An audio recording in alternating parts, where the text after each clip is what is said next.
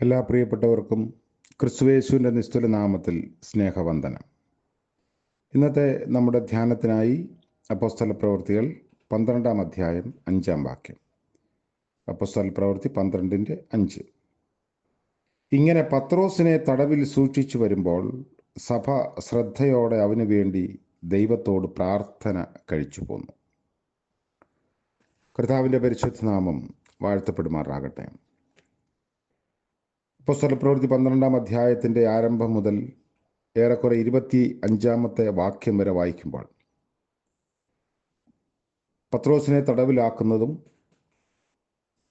ദൈവത്തിൻ്റെ പരിശുദ്ധാത്മാവ് പ്രവർത്തിക്കുന്നതും പിന്നീട് അതിനോട് അനുബന്ധിച്ച് നടക്കുന്ന ചില സംഭവ വികാസങ്ങളുമാണ്.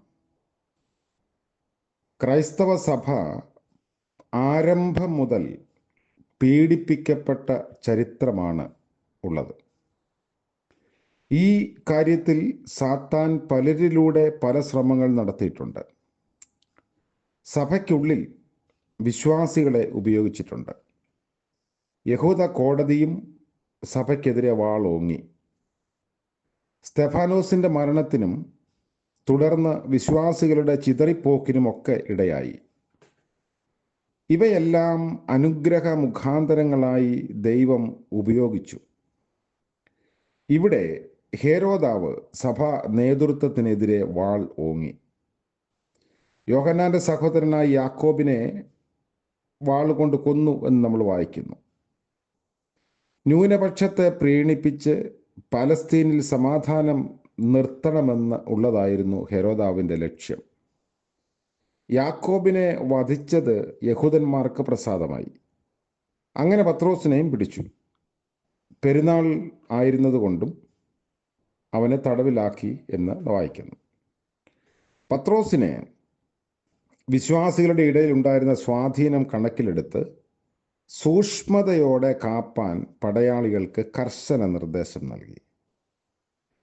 എതിർക്കാൻ സംഘടിത ശക്തി സഭയ്ക്കില്ല. സഭ ശ്രദ്ധയോടെ പ്രാർത്ഥിച്ചു. അവനോ 2 ചങ്ങലയാൽ ബന്ധിക്കപ്പെട്ടവനായി 2 പടയാളികളുടെ നടുവിൽ ഉറങ്ങുകയായിരുന്നു. മണിക്കൂറുകൾക്ക് ശേഷം വധിക്കപ്പെടുമെന്ന് ഉറപ്പുണ്ടായിരുന്നവന് ഉറങ്ങാൻ സാധിക്കുമോ? എന്നാൽ പത്രോസ് ഉറങ്ങുകയായിരുന്നു.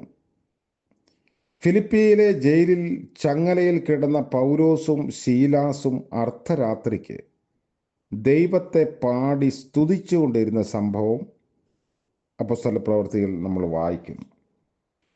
യേശു തൻ്റെ ശിഷ്യന്മാരോട് നൽകുന്ന നിർദ്ദേശം മോഹന വാഗ്ദാനങ്ങളൊന്നുമായിരുന്നില്ല. ലോകത്തിൽ നിങ്ങൾക്ക് കഷ്ടമുണ്ട് എന്ന് തന്നെയാണ്. എങ്കിലും ധൈര്യപ്പെടാൻ, അതിനെ മറികടന്നു പോകാൻ സാധിക്കണം എന്ന യാഥാർത്ഥ്യം മറച്ചു വയ്ക്കാതെ പങ്കുവച്ചിട്ടുണ്ട്.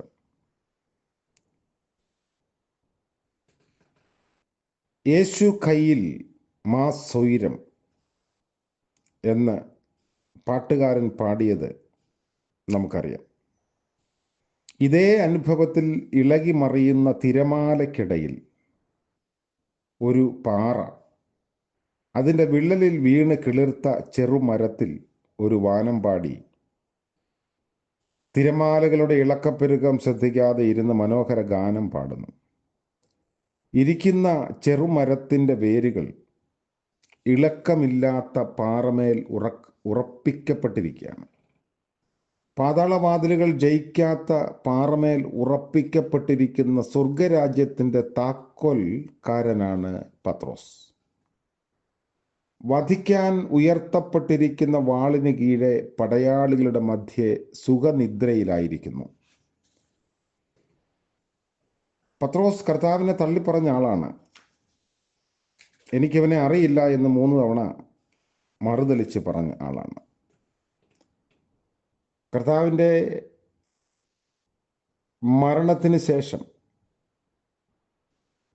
പഴയ തൊഴിലിലേക്ക് കൂട്ടുകാരെയും കൂട്ടി പോയ ആളാണ് വിശുദ്ധ പത്രോസ്. അങ്ങനെ പിന്തിരിഞ്ഞു പോയവനും മറുതലിച്ചു പോയവനുമായ പത്രോസ് ഇവിടെ കർത്താവിൻ്റെ സാക്ഷിയായി ശക്തമായി നിൽക്കുന്നു. കാരാഗൃഹത്തിൽ സുഖമായി ഉറങ്ങുന്നു. എങ്ങനെയാണ് പത്രോസിന് ഈ ഒരു മാറ്റമുണ്ടായത്? അതിൻ്റെ കാരണമാണ് അപ്പോസ്തല പ്രവൃത്തി 1:8. എന്നാൽ പരിശുദ്ധാത്മാവ് നിങ്ങളുടെ മേൽ വരുമ്പോൾ നിങ്ങൾ ശക്തി ലഭിച്ചിട്ട് യെരൂശലേമിലും യഹൂദയിൽ എല്ലായിടത്തും സമരിയിലും ഭൂമിയുടെ അറ്റത്തോളം എൻ്റെ സാക്ഷികളാകും എന്ന് കർത്താവ് പറഞ്ഞ, ഉദ്ധിതനായ കർത്താവ് പറഞ്ഞ ആ വാഗ്ദത്തം. അതുകൊണ്ട് ഈ ഒരു വിശ്വാസം ഇന്നും അഭംഗുരം സഭയിൽ പുരോഗമിക്കേണ്ടതാണ്. പെട്ടെന്ന് കർത്താവിൻ്റെ ദൂതൻ പ്രത്യക്ഷനായി പത്രോസിനെ പുറത്തു കൊണ്ടുപോയി അത്ഭുതകരമാവണ്ണം രക്ഷപ്പെടുത്തി. ഏതോ ഒരു ദർശനമായേ അത് അപ്പോൾ പത്രോസിന് തോന്നിയുള്ളൂ. വാതിലുകൾ സ്വയം തുറക്കപ്പെടുകയായിരുന്നു. ദൂതൻ അവനെ വിട്ടുപോയി. പത്രോസ് നേരെ പോയത് മർക്കോസിൻ്റെ ഭവനത്തിലേക്ക്. ഈ വീട് പലതുകൊണ്ടും പ്രത്യേകത ഉള്ള ഒരു ഭവനമായിരുന്നു. അവിടെയാണ് യേശു ശിഷ്യന്മാരോടൊത്ത് അന്ത്യത്താഴം കഴിച്ചത്. പെന്തക്കോസ്ത് നാളിൽ ക്രിസ്തു വിശ്വാസികൾ ഒരുമിച്ച് കൂടി പ്രാർത്ഥിച്ചതും പരിശുദ്ധാത്മാഭിഷേകം പ്രാപിച്ചതും അവിടെയാണ്. യെരൂശലേമിലെ വിശ്വാസികളുടെ ഒരു അടിസ്ഥാന ഇടമായി കൂടി വരുന്ന ഇടമായി അതിനെ വിശേഷിപ്പിക്കാം. പത്രോസ് പോയത് നേരെ അവിടേക്കാണ്. കൂട്ടുവിശ്വാസികൾ അവിടെ പ്രാർത്ഥിച്ചുകൊണ്ടിരിക്കുകയാണ്. കർത്താവ് തന്നെ വിടുവിച്ച വിവരം അവരുമായി പങ്കുവച്ചു. യാക്കോബിനോടും ശേഷം സഹോദരന്മാരോടും അറിയിപ്പാനും പറഞ്ഞു. പത്രോസിനെ തടവിൽ കാണായികയാൽ പടയാളികൾ അവര് ആകപ്പാടെ ആശങ്കാകുലരായി. ഹെരോദാവോ യഹൂദിയെ വിട്ട് കൈസരിയിൽ പാർത്തു.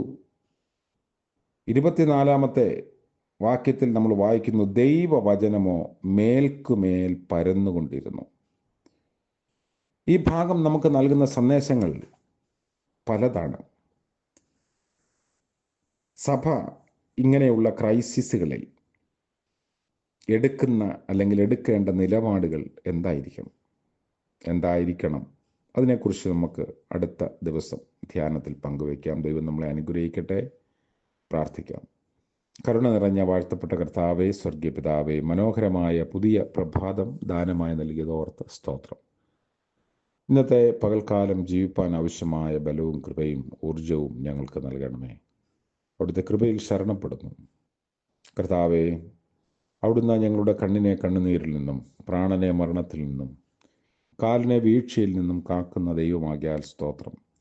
ഏത് പ്രതിസന്ധിയിലും പ്രതീക്ഷയോടെ പ്രാർത്ഥിപ്പാനും വിശ്രമിപ്പാനും ഞങ്ങൾക്ക് നൽകുന്ന വലിയ കൃപയ്ക്കായും ഞങ്ങൾ അങ്ങയെ സ്തുതിക്കുന്നു. ഇന്ന് ആ ഒരു വിശ്വാസത്തിൻ്റെ ഉറപ്പിൽ നിലനിൽപ്പാൻ ഞങ്ങളെ സഹായിക്കണമേ. ഇന്ന് ജന്മദിനം ആഘോഷിക്കുന്ന പ്രിയപ്പെട്ടവർക്ക് വേണ്ടിയും വിവാഹ വാർഷികം ആഘോഷിക്കുന്നവർക്ക് വേണ്ടിയും പ്രാർത്ഥിക്കുന്നു. അനുഗ്രഹത്തിൻ്റെയും നന്മയുടെയും പുതിയ അനുഭവങ്ങളെ നൽകി കർത്താവ് കൂടെ ഇരുന്ന് വഴി നടത്തണമേ. യേശു മശിഹ മൂലം പ്രാർത്ഥന കൃപയോടെ കേൾക്കുമാറാകണമേ. ആമേൻ. ത്രിയേക ദൈവത്തിൻ്റെ അനുഗ്രഹവും കാവലും നാം എല്ലാവരോടും കൂടെ എന്നും എന്നേക്കും ഉണ്ടായിരിക്കുമാറാകട്ടെ. ആമേൻ.